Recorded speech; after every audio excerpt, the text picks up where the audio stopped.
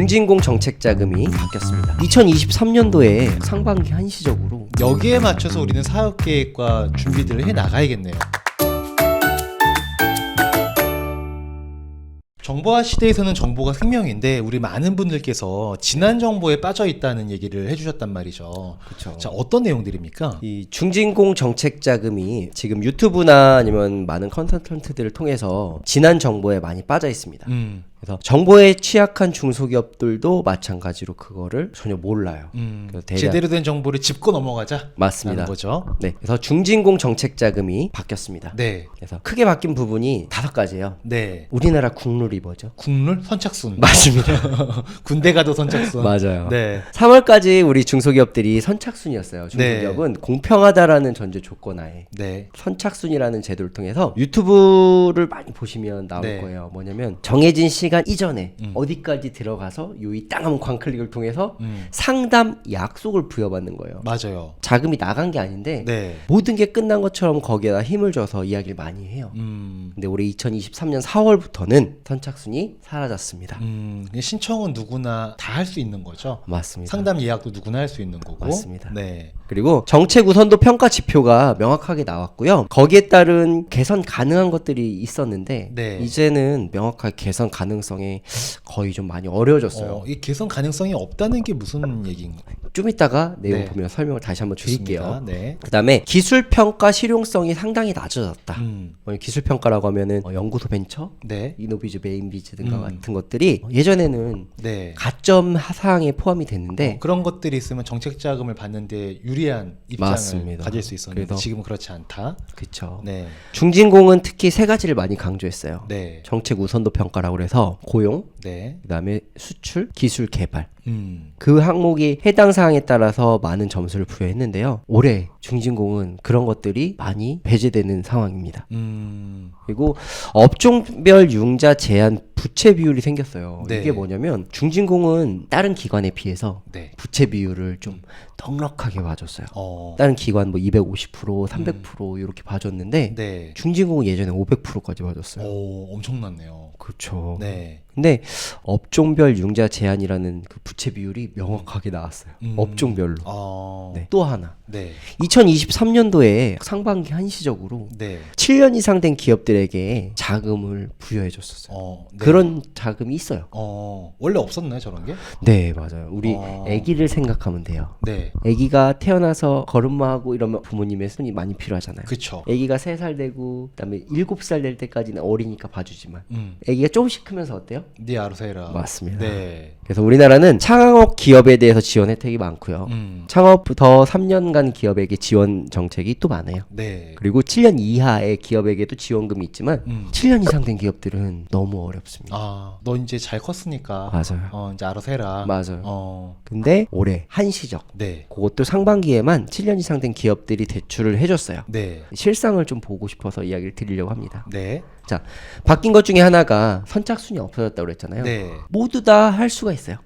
그래서 전수 접수로 바뀌었고요. 네. 실태 조사 기업 수가 대폭 감소했어요. 대신에 그게 뭐냐면 접수는 많이 하지만 실제로 심사받는 업체가 적어요. 그렇겠네요. 네, 그 이유가 뭐냐면 접수가 쉬워졌으니까 사람들이 많이 몰릴 거잖아요. 그쵸. 적게는 수백 곳, 수천 곳, 수만 곳들이 모일 거예요. 그러다 보니까 처리 시간 직원이 해야 될 일이 많으니까 그쵸. 매월 신청했던 게 예전과 다르게 이렇게 오래 걸려.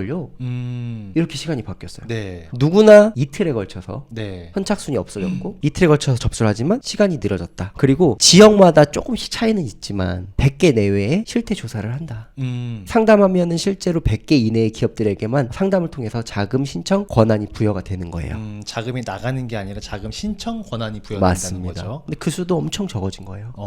그래서 정책 자금은 쉬워진 반면 네. 정책 자금 신청 권한 부여받을 확률이 낮아졌습니다. 신청만 쉬워지고 맞아요. 권한은 낮아졌다. 맞습니다. 야, 이게 웃어야 될지 울어야 될지 모르겠네요. 맞습니다. 신청까지만 보면 옛날에 신청도 못해서 난리였잖아요.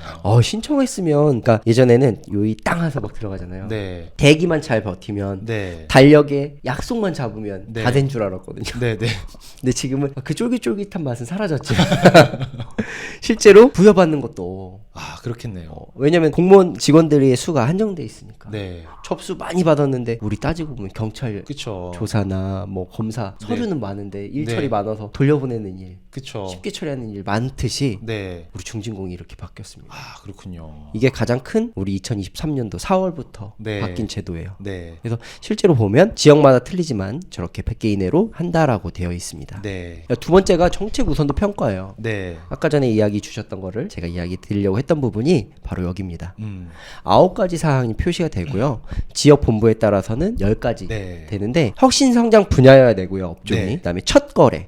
중진공과 첫 거래. 맞아요. 네. 중진공과 첫 거래. 고용 창출 실적. 얼마나 사람을 더 맞아요. 고용했냐, 기준을 또 채용했냐. 잡아 드려야 되겠죠. 네. 기준은 2021년도보다 2022년도가 늘었다라는 지표죠. 한 명이라도 늘었다. 맞습니다. 많이 늘을수록 좋은 건가요? 그렇죠. 많이 늘면 더 좋죠. 네. 그래서 지금 2023년도에 이 기준을 명확히 보면 아시겠지만 벌써 이전에 했던 행위를 가지고 해야 되는 거예요. 그러니까요. 지금에 와서 뭔가 할 수 있는 게 아니네요. 맞아요. 네. 그리고 고용 유지 활동이라고 해서 내일 채움 공제를 하고 있는 기업.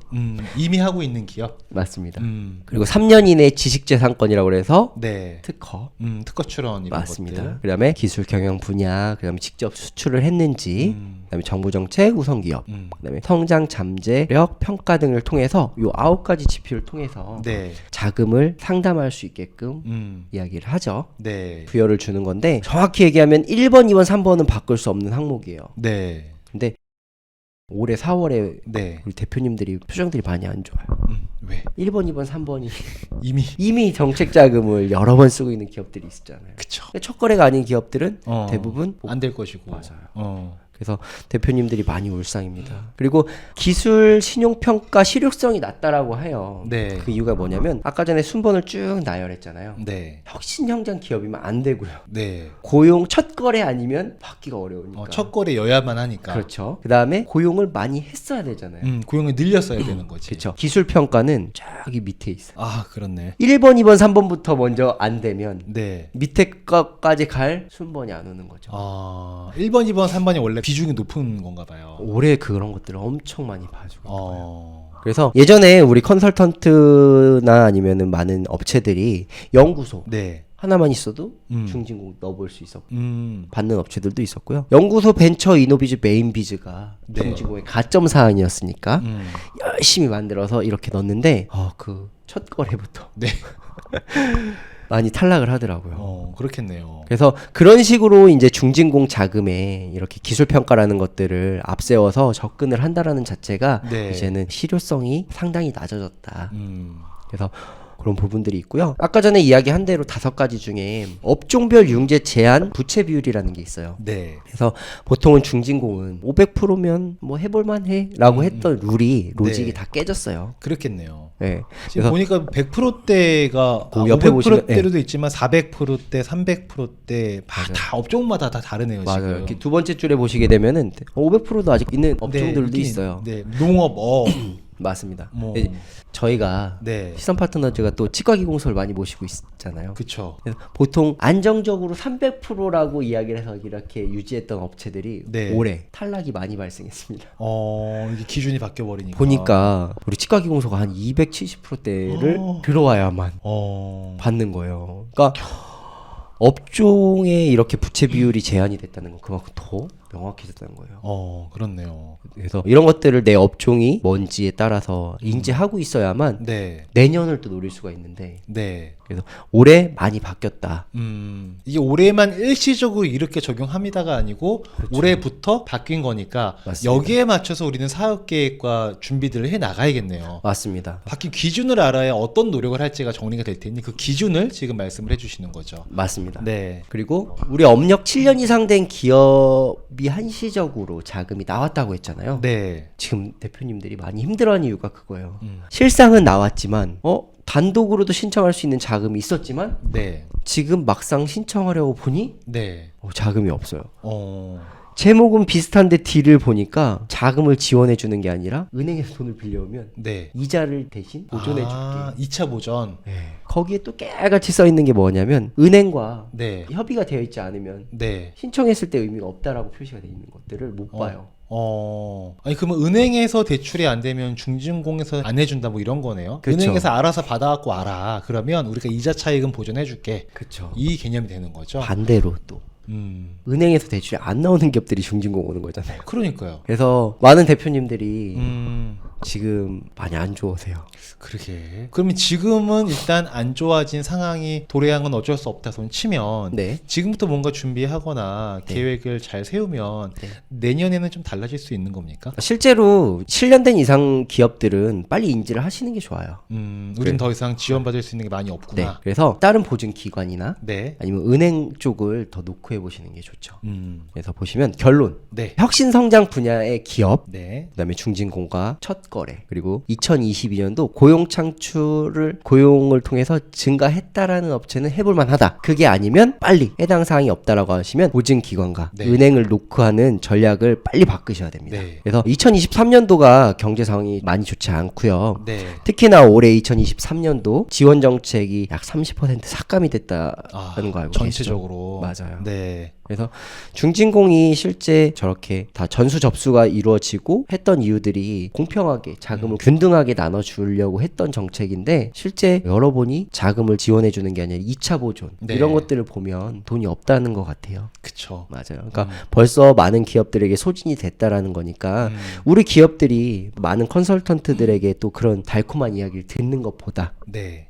기업이 먼저 인지를 하고 빨리 다른 태세 전환을 해서 전략을 세우는 게 좋을 것 같습니다. 왜냐면 2023년도 많이 어렵고요. 네. 어려운 만큼 빨리 유동성 확보에 고민을 많이 하셔야 될 때입니다. 네. 오늘 해주신 말씀을 제가 한 줄로 좀 정리를 하자면 우리가 네. 내비 켜고 길 가다 보면은 길 잘못 들 때 있잖아요. 맞습니다. 그러면은 잘못 온 거 아깝다고 그 길로 계속 갈 게 아니고 왔던 길을 돌아가서 가더라도 새로운 길을 빠르게 찾아서 가야 되지 않습니까? 맞습니다. 수정 보완이라는 게 바로 이런 걸 얘기하는 건데 지금 기준이 바뀌었다. 맞습니다. 길이 바뀌었다는 거죠. 그럼 그쵸. 새로운 길로 가기 위한 준비를 지금부터 잘 하셔야 당장 이번 연도의 어려움이 이번 연도에서 끝날 수 있는 것이지 이 그쵸. 기준을 명확하게 정리하고 방향성을 수정하지 않으면 올해의 고민과 애로사항이 내년에 똑같이 지속될 수 있으니까 우리가 맞습니다. 제대로 인지를 하자라는 입장을 말씀해 주신 것 같으세요. 맞습니다. 네. 시선 파트너즈가 잘 되는 걸 제가 잘 알고 있잖아요. 바로 옆에서 보니까. 근데 항상 이런 기준이 변경되는 것들을 누구보다 빠르게 캐치해서 고객사에게 전달을 하다 보니 고객사는 그에 맞춰서 잘 준비를 하고 대응을 해 나가지 않습니까? 그렇죠. 당장 지금 신청해서 된다 안 돼 이것도 물론 중요하겠지만 미래를 준비할 수 있게끔 도와주시는 것 그게 바로 시선 파트너즈의 매력이 아닌가 그걸 또 한 번 느끼게 되네요. 네. 이런 것들이 이제 기준을 정리하고 어떻게 나가야 될지 우리 기업은 어떤 걸 수정 보완해야 될지 어려워하실 때 도움을 주시는 게 누구다? 시선 파트너즈입니다. 맞습니다. 저희 행센으로 연락 주시면 시선 파트너즈 분들께서 전화 상담은 무료로 도와주시고 계시니까 이렇게 도움을 받으시면 될 것 같습니다. 자, 오늘 마지막 인사 말씀 부탁드리겠습니다. 우리 중소기업 지원 정책들 그리고 여러 가지들의 법과 제도가 항상 바뀌고 조금씩 수정되고 있습니다. 근데 그거에 맞춰서 중소기업들이 인지를 하셔야 되지만 실제로 많은 중소기업들이 행정력이 없기 때문에 그런 부분들을 수시로 체크할 수가 없어요. 그래서 저희 시선 파트너즈가 자신 있게 이야기할 수 있는 거는 해보고 업체들에게 빠르게 전달할 수 있다. 그리고 그에 맞게끔 이야기를 할 수 있다라는 게 장점이기 때문에 많은 업체들이 이렇게 지난 정보에 빠져있지 않고 새로운 정보를 통해서 전략을 고민할 수 있고 그것들을 시선 파트너즈와 함께 고민하자라는 이야기를 마지막으로 드리고 싶습니다. 자, 좋습니다. 오늘 너무 좋은 말씀 감사드리고요. 다음번에 또 유익하고 알찬 내용 부탁드리도록 하겠습니다. 네. 자, 오늘 영상 이 정도로 정리하도록 하겠습니다. 감사합니다. 감사합니다.